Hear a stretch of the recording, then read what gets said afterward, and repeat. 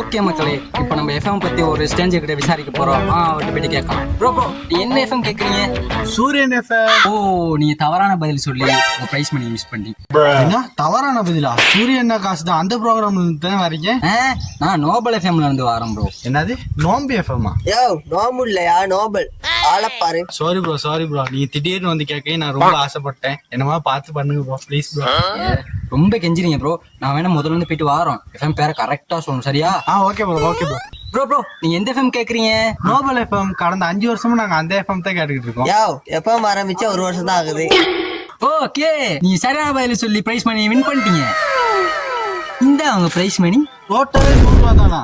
எப்பவுமே 5000 10,000 தான்டா கொடுப்பீங்க. அது 5000 10,000 ப்ரோ அதெல்லாம் பெரிய பெரிய எஃப்எம் ப்ரோ. பார்த்தா நான் 100 200 கொஞ்சம் கொஞ்சமா கொடுத்துட்டு வரேன் ப்ரோ. கொஞ்ச நாள் அன்னைக்கு வந்துருவோம். இந்த 100 ரூபாய்க்கே நான் டேக்ஸ் கட்டணும் ப்ரோ. இந்த 100 ரூபா வச்சு அந்த போன செருப்பே கட்ட முடியாது. 100 ரூபா வச்சு என்னடா பண்றது?